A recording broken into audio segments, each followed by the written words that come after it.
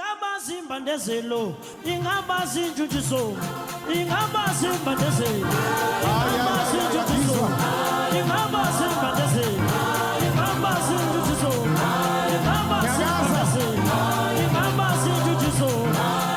Ochimo nebosi, ogama tata. Ochimo nebosi, ogama tata. Ayeye masulma, masulma. Sanibonani babukele emakhaya, igama lami ngingumthokozisi wakaDubi Dubeli Mthendi Dubeli Mtsheni umvelase, one of the youth leaders ase Revelation Church of God. Namhlanje sikuphathela uhlelo lwabantu abasha lapho khona kubonisa ukuthi inkonzo is not only focusing ekushumayeleni noma nje ekufundiseni abantu bahambe baye emakhaya, kodwa iya investa kwabantu abasha, iyafundisa abantu abasha ukuthi mabe phuma enkonzweni behambe beexcela ezifundweni zabo kuzo zonke izinto abazenzayo, from primary school, high school, tertiary level. Kulonyaka sinama graduates amaningi kakhulu ama graduates akhona whereby kubonisa ukuthi uDr Prophet Hadebe imfundiso zakhe real uyafocus akabantu abasha, ifuture yebandla, ifuture yecountry ikhona eRevelation Church of God. Cela uhlale lapho umbukeli ubukele. Kuhle masosha kuhle. Mina ngisiyabonga shabela lobo mshengu udoko lamavuso. Ngizobonga amandla kamfihlakalo ngaphansi kwesandla sikababa. Mpasile ngithole 6 distinctions.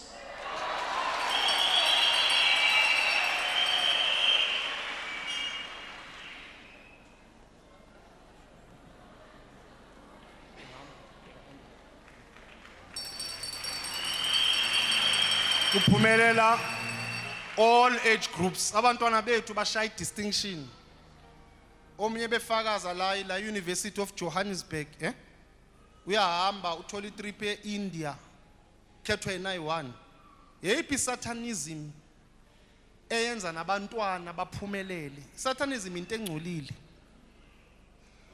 Like akuphumelela nabantwana. Ubatshele laba bagxekayo uthi nabantwana bakabadomu njengoba ubhizinesi inkolo zakho balethe revelation bazaba clever. Change the children abadomu. Zulimbusise ngani yami. Kuhle masosha kuhle, gama lami uSandile kwaSibanda uDawuduni uVodlozi Jameso sosela amabasa sabe enkosini. Ozala intombi yakwangwenya uzithumla Mdebelpiya. Ngizobonga imfundiso zaba Prophet Hadebe uhlezi sifundisa ukuthi si youth imele siphume ngaphandle sibe youth ehlukile, siphumelele ngisho nasemfundweni zethu. Mina ngeke ngaphumelela ngaphuma nama distinctions ayi8 esikolweni. Hayibo. Kuthiwa khomo ingcwele kwaHadebe ngoba kufunda incwadi. Kuthiwa isatanism. Kodwa Tuesday bekunenye umntwana la bena uphume ngaki 7. Ngolesibili omunye uthi uthole i7 distinction. Lona uthi ngilandela imsebenzi zika Prophet Hadebe bheka ama distinction. Uyalala uyasini uyalala uyasala. Yebo baba. 8 distinction. Yebo baba. Yo. Onqondo laba yes man. Yo. Hayi hamba mfana wami. Kuhle soja kuhle. Lina la ka ke khomeditswe ntwagae wa ga Tshela wa ga Mokwena ke setlogolo sa ga Barolong. Kitsimutse go tla mo kerekeng about 4 months ago, and ever since ke tla mona I've seen a difference mo bophelong ba ka. I think I'm here today go leboga Modimo, go leboga umfihlakalo phansi kwesandla sa baba Prophet Hadebe. Ke tla go lebogela because I've seen change mo lifing. Last year before ke tla mo Revelation Church of God, ke ne na le depression. Ke ne le suicidal, ke ne sa itshepe. Ever since ke tsena mo kerekeng se ke itshepa se ke itse go ke nna mang. Yes, gompieno I'm shy go bua mo pele ga lona mara ke itshepa kana go tse tsotlhe. I've finished my masters in engineering management.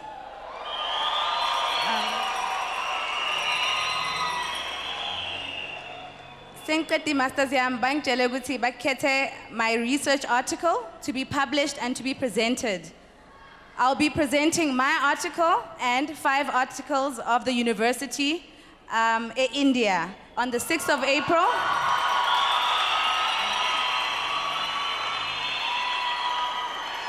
on the 6th of April until the 12th of April. They chose me alone in the university to go and represent University of Johannesburg. So ngiyabonga baba. So namhlanje bengizothi ngicela isandla baba sokuthi ngihambe kahle because ngihamba yi-1. I'm going to a country that I've never been to and ngiyasaba, but I know ukuthi if uNkulunkulu ungilethe lana, it means ukuthi kumele ngiyenze lento le kumele ngiyenze.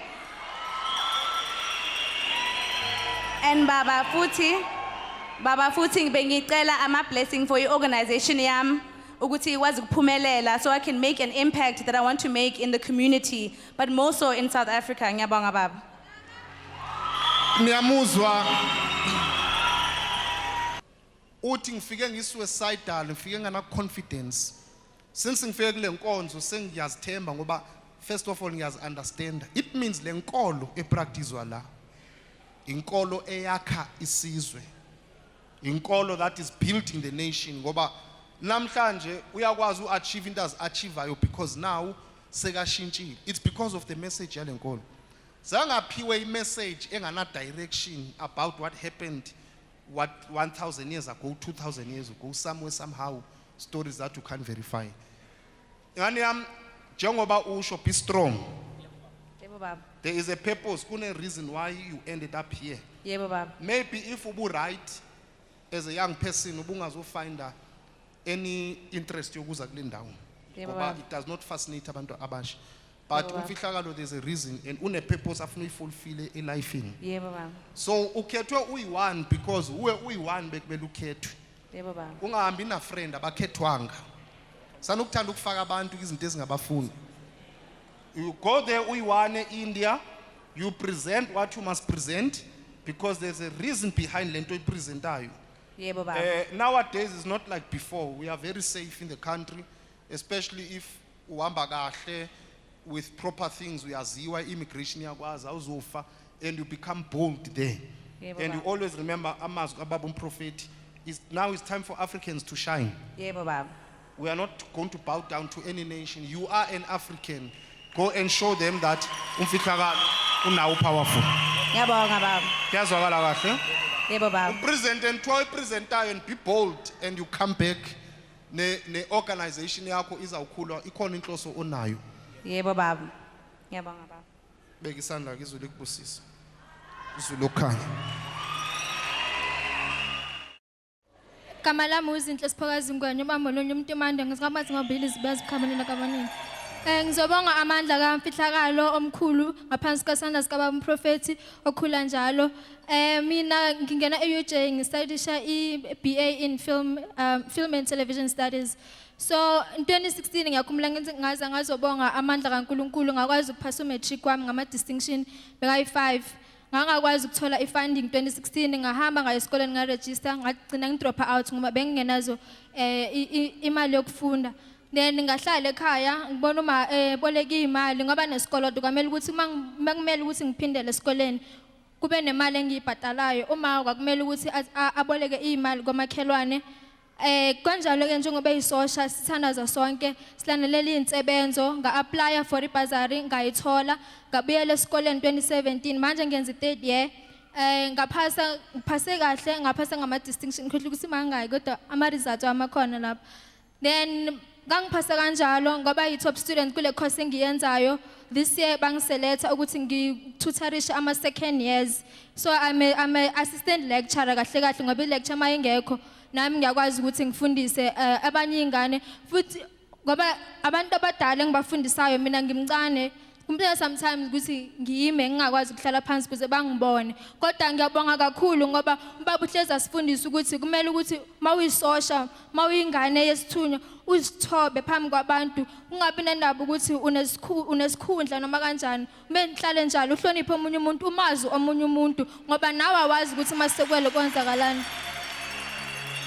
Ngiyabonga kakhulu bengihlezi ngithi ngiyabonga uNkulunkulu ukuthi uma wathi kumele uyogibelele esibingelelweni njengengane yesithunywa ubonge nawe ngoba khona ingane ozokwazi ukuthi uyikhuthaze. So ngiyabonga kakhulu ngiyithuthele ngiyabonga futhi ngalo msebenzi engutholile ngoba bengalindele ukuthi ngithole anything as compensation yemali but then bathi bazosinikeza i-4,000 so nami ngiyakwazi ukuthi ngi-contribute nami ngilekelele uma ekhaya. Awu Silukhanya. Uyazi nihleli into eniyibhekile nifuna la nkomishi nifuna ukuphila. Jabulelani umsebenzi umprofeti okha isizwe ngoba phela na ngisebenza ingane ziyapasa azipasi kuphela zithi uHadebe usifundisile inhlonipho angakho isizwe kanjalo nje. Angakho isizwe kanjalo nje. Angizwa kahle na ngakho isizwe uma wakhe ingane wakha isizwe. Nayo ke satanism ekudlula kuthiwa isatanism ingane zakho nayipaso distinction ingane zakho nezaphumelela. Angazi ukuthi ubani isatanism. Asibalele distinctions akungani yami ngoba uthi awuzazwe. Ziningi endlela ukuthi yena akazazi. 1 2 3 4 3 4 4 so 4 upase nga 4 distinctions. Oh, I'm proud of you. Sizweni? Yebo baba, ngiyabonga kakhulu. Ngoba bayangibuza ukuthi ngenza kanjani. Njalo bahlezi bangibuza ngophawu lami sesandleni ngoba yimi yi1 sometimes ngiya eclassini ngifake ama t-shirt wami. Bangibuza ukuthi kanti wena why uhlala every time ugqoke simple. Abanye abantu ngoba kwazi ukuthi ma uyi-student kumele uslay especially kodwa ngithi Ustay. kumele uslay, uyislayer, slay queen into ezinjalo. Oh, okay. Ugqoka kahle kumele ubonakala ukuthi uyi-student. So bethi mina ngihlezi njalo ngisimple. Kodwa like ngiya-excela. Sometimes ngiyahleka ngoba ngithanda ukuhleka kodwa singaze enhlizweni ukuthi esami isithunya noma ngisimple kodwa ngiyakhanya and futhi sangikhulumela. And above all, no peer pressure. Be proud of who you are. Be Yebo baba. proud uNkulunkulu ngendlela azembule kuwe. Be Yebo baba. proud inkolo yakho. Be proud of your Africanism. Don't compromise lezo zinto. Yebo baba. Basikhulumeni English for the sake of communication. Yebo baba. But masikhumbule ukuthi sibobani sithembekile ingane zami. There in those university babonisene le ingane lezi ukuthi sibancane kangaka thina siyakholwa we are not spirits that are misplaced. Siya understand physically siyakuphi and siya understand spiritually where we belong. Yebo baba. I am proud of you. Yebo Phumelela baba. ngani yami. Izandla kakhulu. The Revelation Church yakha isizwe. Kuhle sosha kuhle. Igama lami mina nguCebisile ngudlomo umkhabela uDinanga uBhelesi. Masosha ngivele KZN enkandla. Ngizobonga amandla kaMfihlakalo, ngizobonga imfundiso zakho tata. On Thursday, bengiyograduate for second time. Last year, bengigraduate for a diploma in public finance and accounting. And then this year, bengigraduate for a BTech in public finance and accounting.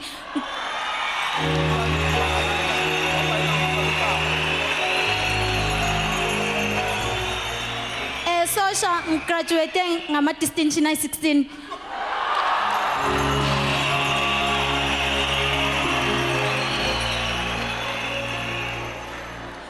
Kukho konke baba ngithi ngiyabonga. Last year bekunzima wangifunda bengikhathele kahle bengikhathele. But imfundiso utata wathi it's a year of investment. Nami ngazitshela ukuthi ngizo invest. Ngiyabonga. The Revelation Church of God, where Africans are built, Africans are given confidence. Niphume out there niyophumelela. Kuhle masosha kuhle. Igama lami ngumthulisa kaMncubu Chibali Chinana Shinobhuka Chininke la. Masosha bengizothanda ukubonga amandla kaNkulunkulu. Shuthi kudala ngifunda e-University of Johannesburg. Nami bengizobonga amandla shuthi bengigraduate kuleli viki engiphuma kulo. Shuthi masosha bengizobonga ama certificate awu4 in total. Shuthi masosha ngithanda ukubela kancane shuthi ngangiphase kahle umatric wami kodwa angikwazanga ukuzobonga ngaleso sikhathi shuthi umfakazi bengingenabo at that time. So I was enrolled into School of Medicine at University of Johannesburg. Shuthi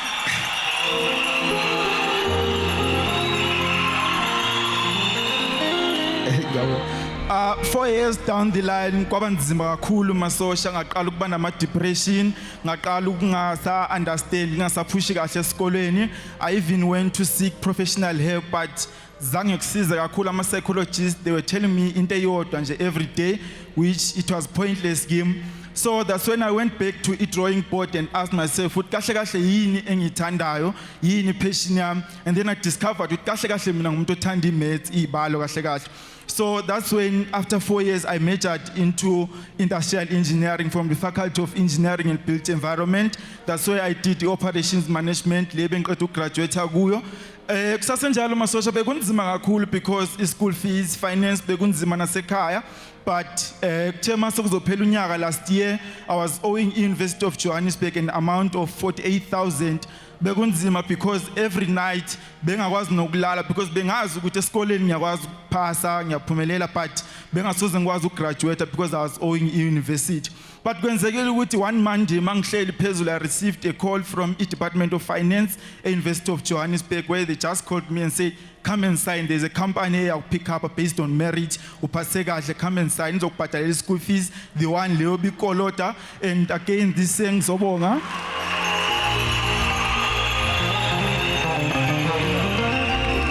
Ngizobonga futhi njalo masosha angipheleli lapho this year baye ba offerish ukungikhokhela again which I'll be doing honors in operations management as well. And ngicela uNkulunkulu angipha amandla through ama research esiwaphethe esiwenzayo of which anzima but ngamandla kamfihlakalo kuleli khaya I know ukuthi I will achieve it.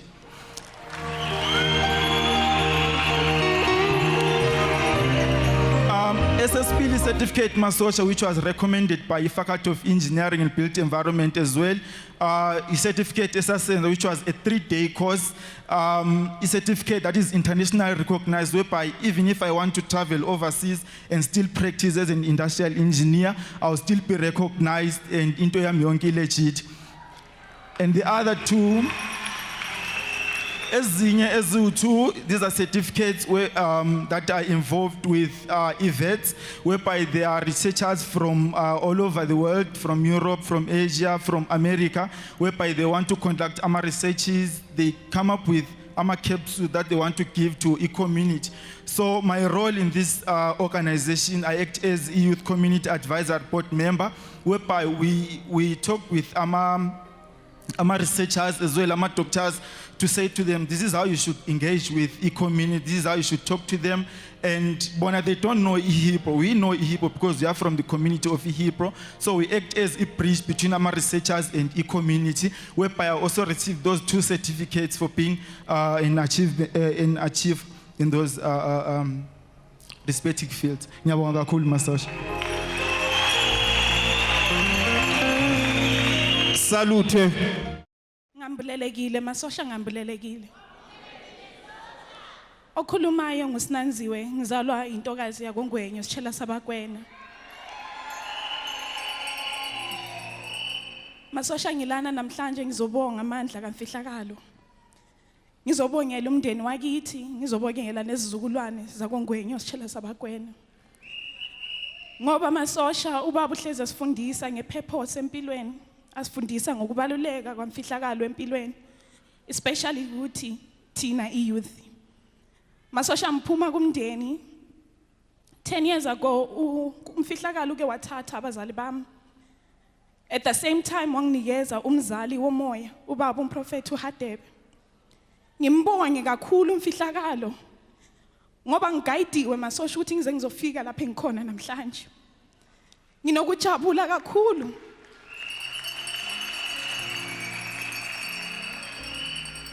Ngina kujabula kakhulu masosha. Ngithole itask enkulu, ngina 15, nginephupho enhlizweni lami. Iphupho lokuya esikolweni, iphupho lokuqeda imatric.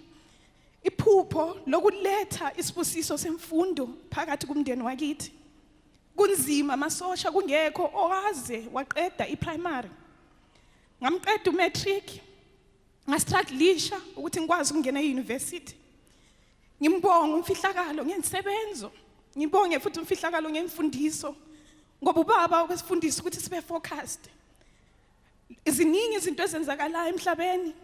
Kodwa if wena ukwazi lapho ufuna ukuya khona fanele ubambelele ube focused.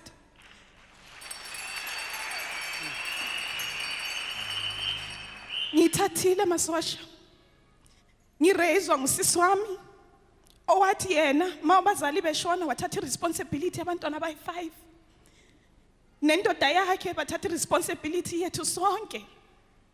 Ngabambelela masosha ngaqinisela ngithe mangiyithola opportunity through insebenzo zalana Revelation Church of God insebenzo zika baba uGadebe. Ngabambelela masosha ngayithola opportunity yokuya university. Ngisilethile baba isibusiso emndenini. Bengigraduate nge-diploma in PR and communications. Ayoqala dada.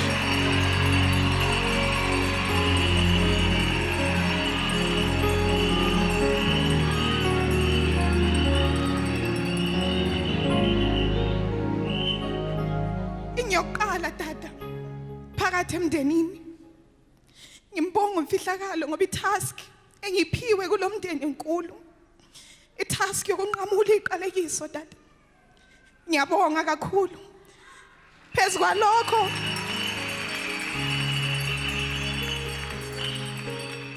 ngitholile baba ipurpose yami. Purpose yokumsave umfihlakalo emndenini wami, ku community na kwi Africa yonke. Phezu kwalokho baba ngingathola i-call 4 years back ngingakhethwa ukuthi ngiye America ngirepresent icompany okuthiwa iAfrica Tikkun. Lapho baba I was an ambassador. Engifike ngayethula ispeech ezahlukeneyo in different states. Bangibizile futhi baba. Mabe ngibiza ngibizelo ukuthi bayibonile iquality phakathi kwami. Bayayibona and bayilandelile impilo yami, they believe ukuthi it's a testimony.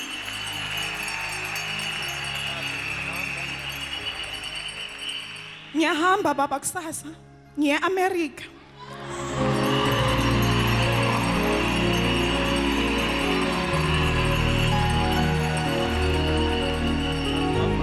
Ngingahambi nje kuphela baba, kodwa ngi-invitiwe also as a guest speaker in 4 states.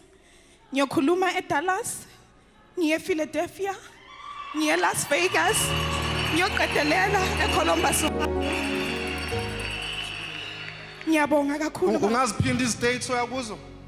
Dallas, Philadelphia, Las Vegas, and Columbus, Ohio. Yeah, na go Las Vegas. We are in 4 states. Yebo baba.